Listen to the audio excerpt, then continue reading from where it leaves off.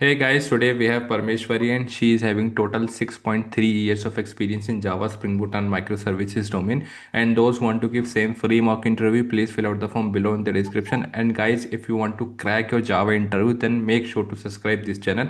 So now let's get started. Hey, hello Parmeshwari, how are you? Yeah, hi Faizan. Yeah, I'm good. Yeah, How shall about we you? start? Yes, I'm also good. Yes. Okay. So Parmeshwari, can you please introduce yourself and your recent project in brief? Yeah, hi, I'm Parmeshwari Swaminathan. I have around 6.3 years in IT industry. I'm working like React and Java Spring Boot microservices. Yeah, currently I'm working in React and Backend as a Java Spring Boot. Mm-hmm. Yeah. Okay, cool. So what's your day-to-day task in your project? Yeah, my roles and responsibility will be on developing an applications Mm-hmm. and fixing the bugs if any of the application occurs in like in production fixes and other domain. I mean other environment issues. Okay. And we used to have stand-up calls. We are using following the agile methodology, so we Mm-hmm. are doing that. Okay. Okay. Cool. So can you tell me about a design pattern you have personally implemented in your project and tell me also why you chose that it Okay, we have so many design patterns. Personally, I use like a singleton pattern to singleton pattern? like singleton pattern. Basically, it's used to create only one object instead of multiple Okay. instances for that. Mm-hmm. Yeah. How can we create singleton pattern? So by using that private constructor, we can create a singleton pattern. Yeah. Why do we So create that private constructor?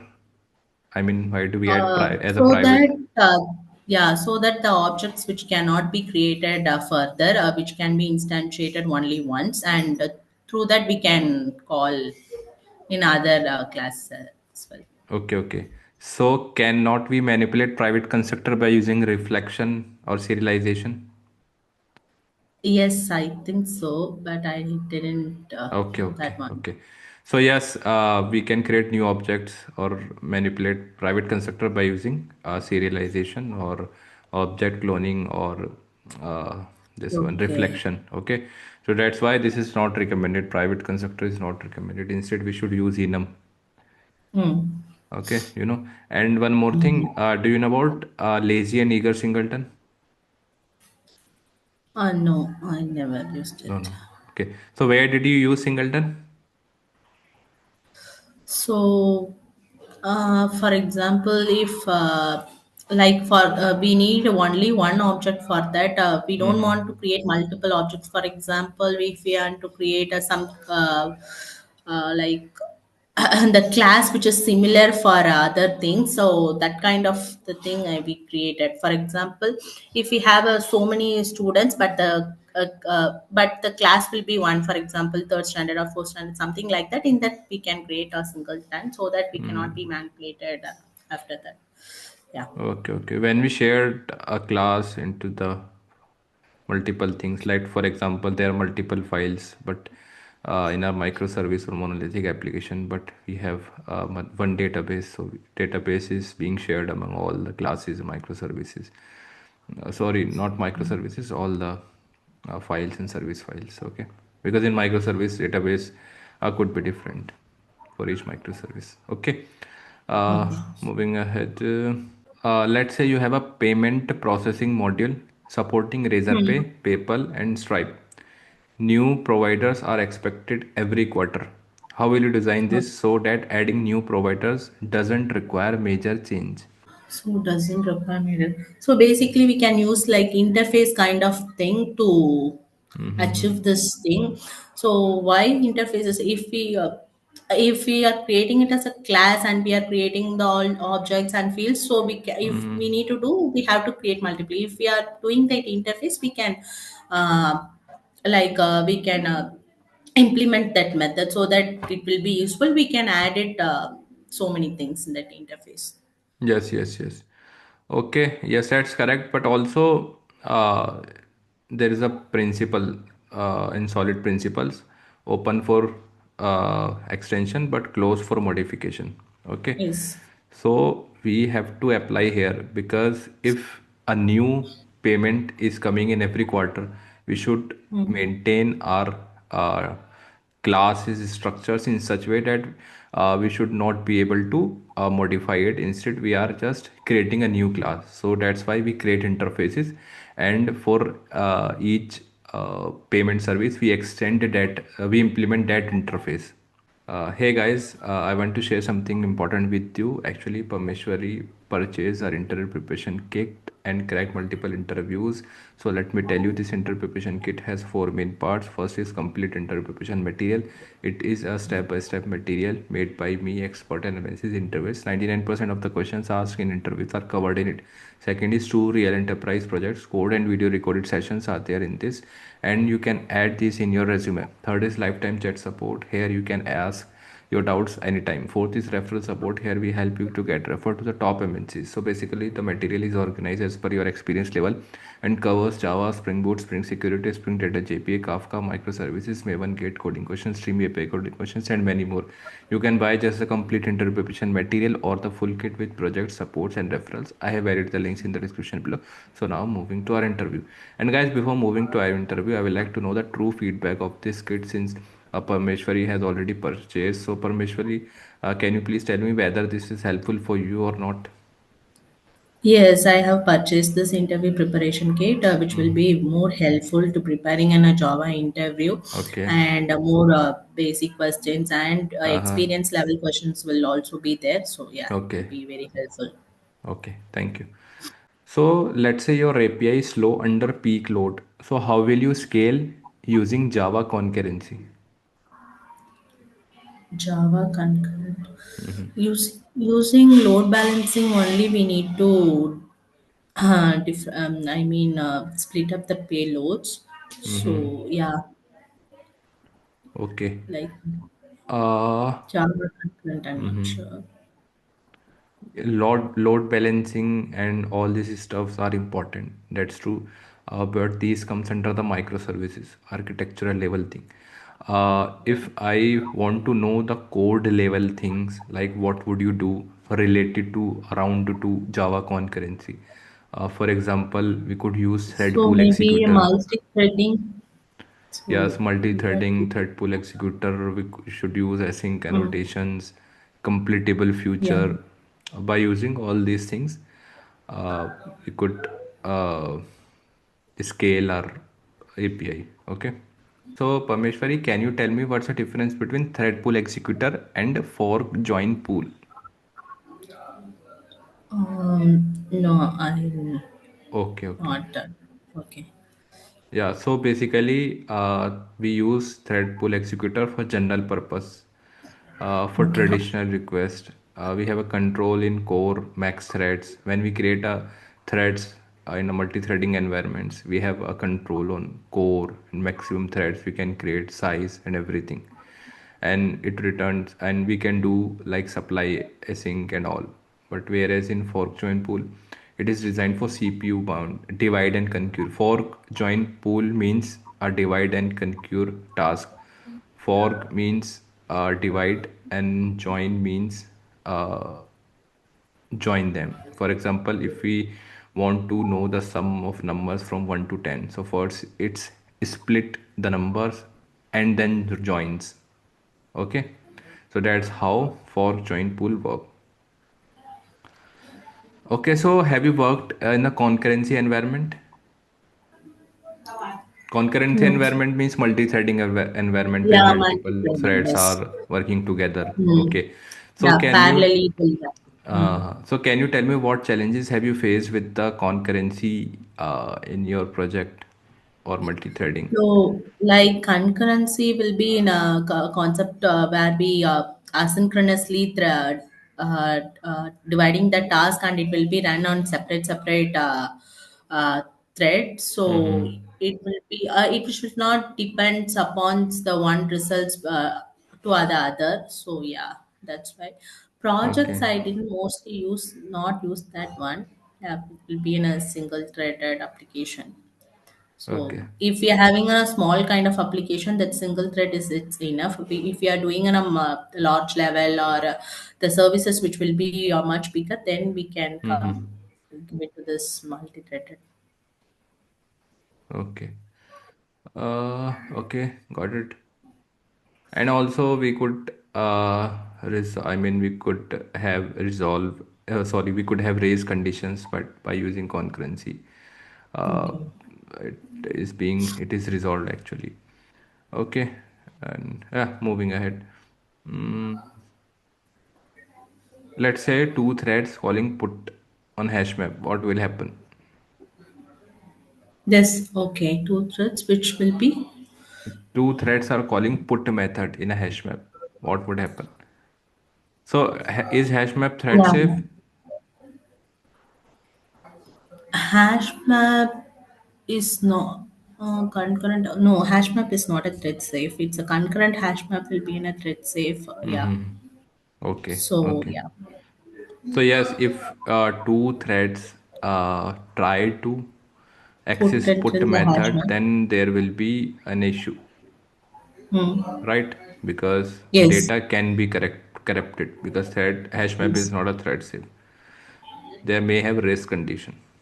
Hmm. Possible issues are lost updates, get may return null or incorrect values. Okay. Okay, so tell me why concurrent hash map does not allow null values, sorry. Okay. A concurrent hash map, which is usually a thread safe, so which does not allow the null values. So maybe it will be whenever we are adding something, so it will be a problem. So that it will be a option. Because with concurrency, null becomes ambiguous and dangerous. In concurrent hash map, when we do get key, when it's returning null, it could mean key is absent or key is present but mapped to null. Okay, under concurrency, you can't reliable call contain key then get and expect consistency because another thread might modify between calls. Let's say if you are working on one thread and other thread may modify and make it to null or delete the key, then in your first thread you might be assuming like key is there but its value is null. There would be ambiguity. That's why null Okay. is not allowed. Okay. Okay, so Parmeshwari, uh, let's say you are asked to design an order service similar to Amazon. So, what all microservices would you add it in your project? Can you please name those microservices? Okay. So you mean to ask that package kind of thing or microservice? I didn't understand. Let's Like, say you are going to create an e-commerce application like Amazon, and how much microservices will you add in your project, and okay. also what would be their name?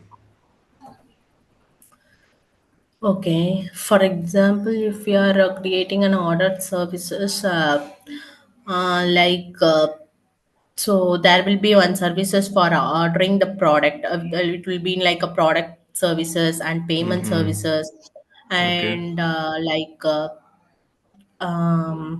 yeah that user details kind of thing we will create one services.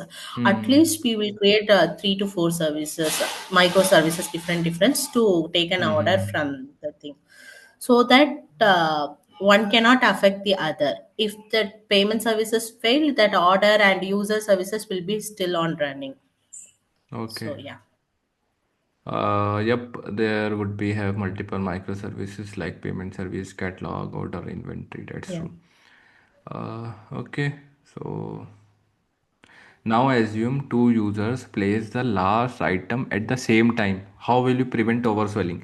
Let's say in our inventory there is only one item, but two users are trying to purchase that item. So how would you prevent overselling? Okay. This is a So condition, right?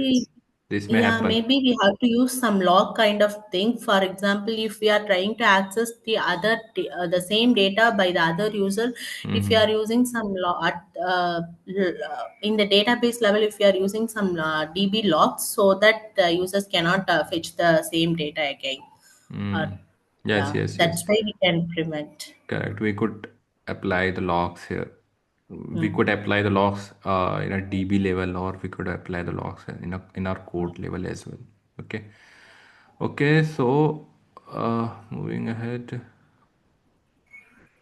do you know the n plus one query problem in a Spring Data No, JPA? no. No. Spring Data JP, I know that way problems. I'm not sure. Okay, okay.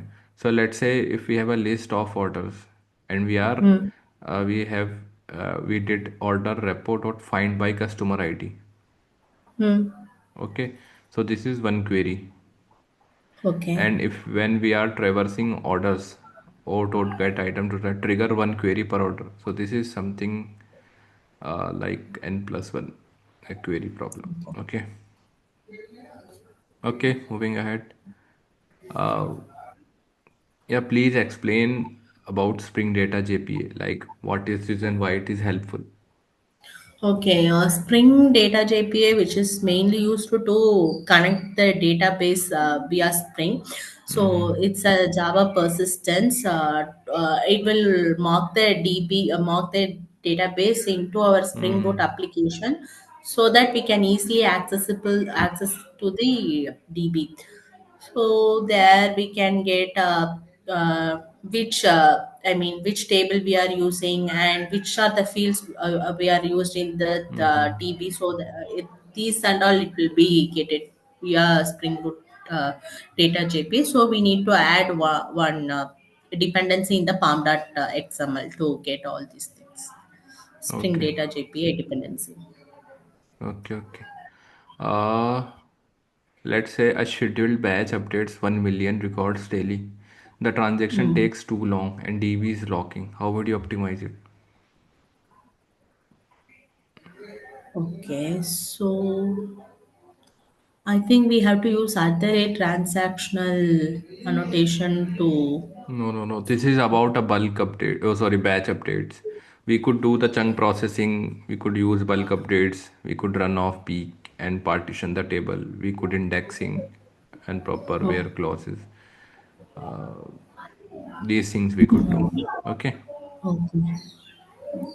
Okay. So moving ahead. Mhm.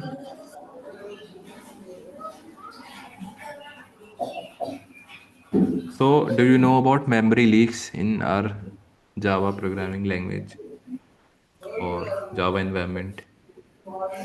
Okay, there is no specific. Okay, memory leaks. Not sure.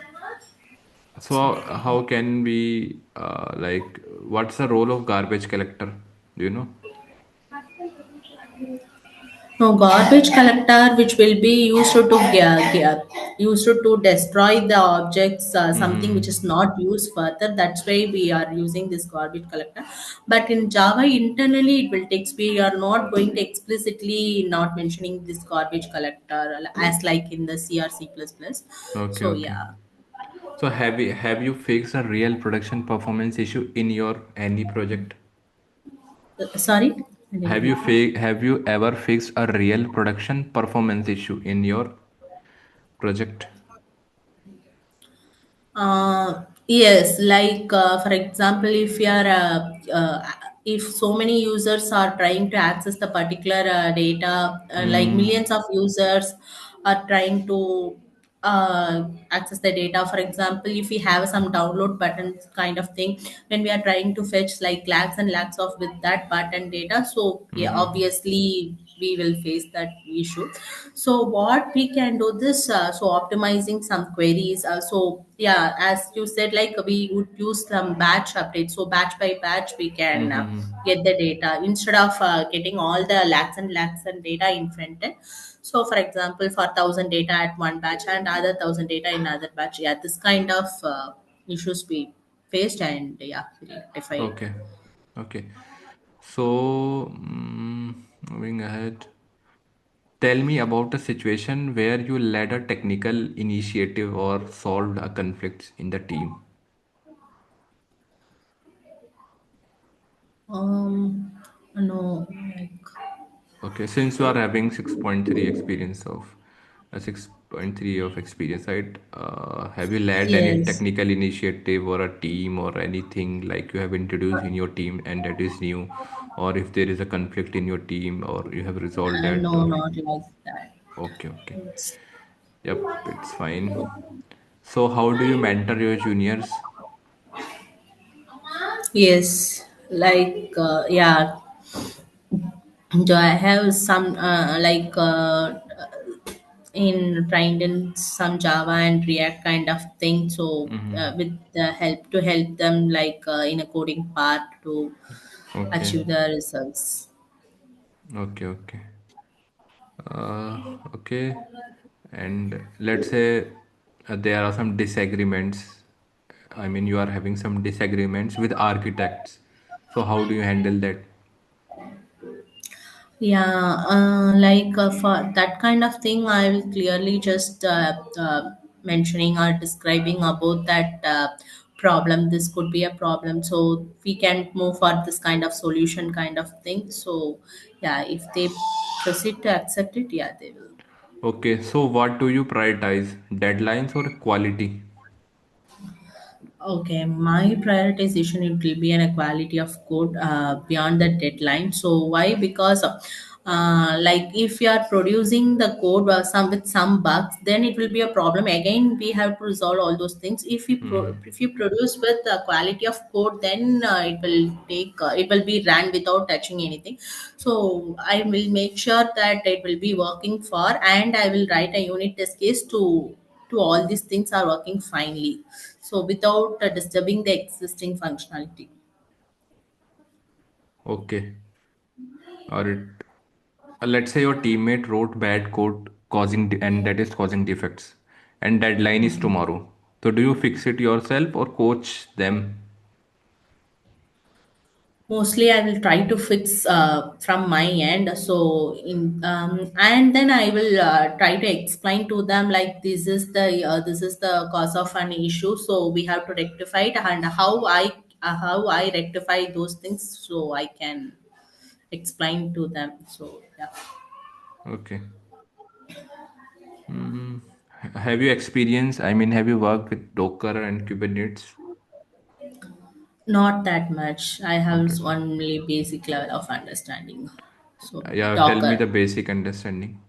So okay, Docker. Basically, a Docker is a container where we can put all our applications to run without any thing. So Docker is basically kind of to run our applications. It will set all the environments to run that particular application.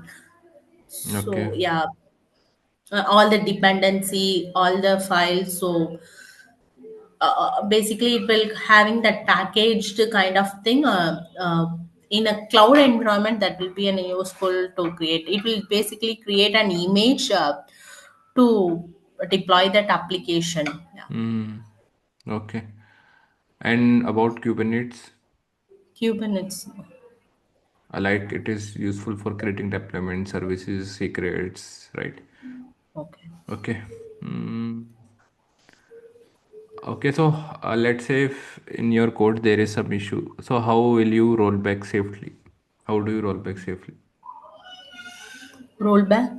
Yeah, yeah, I mean revert. No, not sure. Okay. So you have experience with Git, right? GitLab, GitHub. Hmm. Okay. Yeah. Let's say there are some conflicts. So how do you resolve those conflicts before? Yeah, if we have find any Git conflicts, I will just check those codes whether because a conflict which will be occur only because we are if we are trying to change the same part of the code by myself or you the same and you. So in that whether that we need the current code or yeah, existing I mean current code or incoming code, with that I will compare and resolve the conflicts. So if we are having conflicting in the sense, we can use some git rebase to get the current head branch, so that we can get a fresh code as like in the repo. Okay. Okay. Moving ahead. Is Have you worked with transactional annotation? Yes. Okay. So Yeah, please go basically, ahead. this, yeah, at the rate transactional annotation, which is used for any transactions related code. So to the DB, so that if we are putting at the rate transactional means that will be an executable query kind of thing, so that we can use to roll back. So once that code is completed, then only it will then only it will come for other services. So yeah. Okay. Okay. Basically, we are denoting that it will be an query executable code. Mm-hmm. Yeah, Yes, the yes, rate I understood. transaction. Is transactional annotation on a private method effective? No, I don't think so.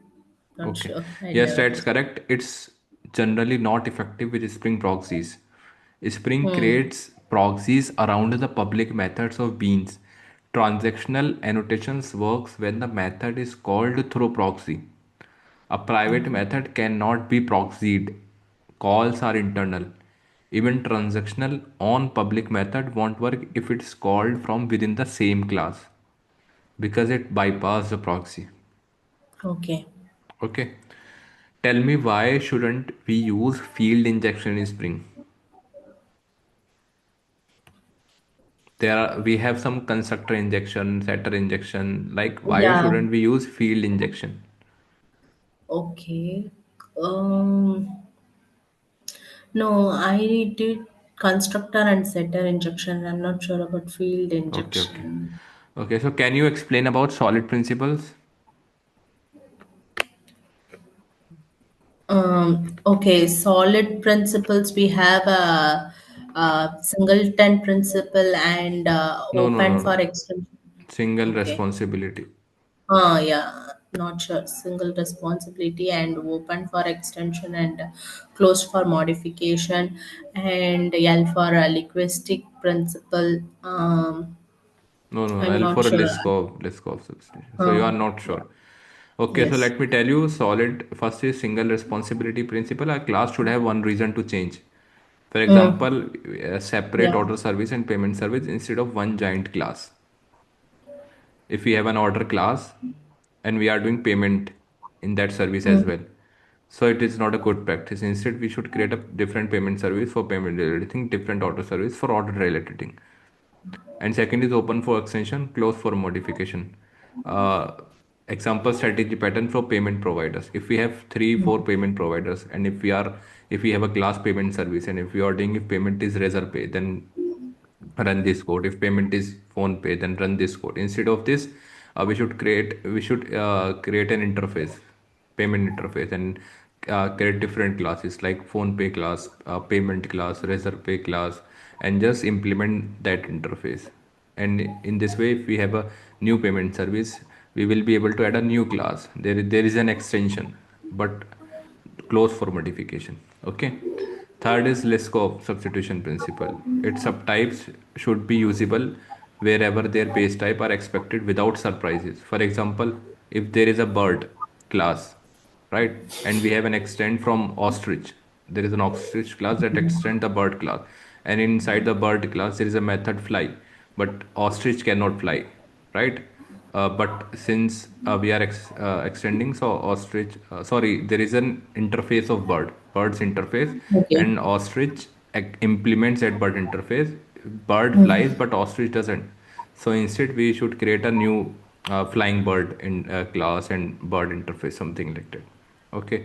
Then there is interface segregation principle. It means if there is a method in the interface, so the child classes should not be forced to implement that method. That's an interface segregation principle. Let's say there is a worker class, and in worker class there is a method, sorry, there is a worker interface, and in the worker interface there is a method eatable, and robot worker implements that worker interface. Okay, so robot don't eat, but since they are implementing that interface, they must apply that method, right? Instead create the different interfaces. And last is dependency inversion principle. It means depend on abstraction, not concretion. Example, Okay. inject payment provide interface, not razor pay provided directly. It's similar to open for, I mean, a strategy pattern. Okay. Okay. Yep. Can you explain about concurrent hash map? Okay, and that's concurrent hash map. The same how that hash map will be created in the same way this concurrent hash map. So, but it will be a thread safe, and it will not run a multiple. It will run multiple threads. So yeah, it will be a and it will not allow null values. Yeah. Okay, so what are the different types of stereotype annotations we have in Spring Boot? Sorry, stereotype annotation. Stereotype annotations like component, service, repository, controllers. Yeah, at the rate repository, at the rate component, and at the rate controller. So yeah, like we have at the rate auto wired. So these many, we have so many annotations. So basically, these at the rate repository, at the rate service, and the at the rate controller. These three will be in a main. Mm-hmm. I mean, a main annotations to this one for Spring Boot application. Okay. And to initialize the Spring Boot application, we will use @ Spring Boot application. Yeah. Okay. Okay, so Parmeshwari, yeah, it's done from my end.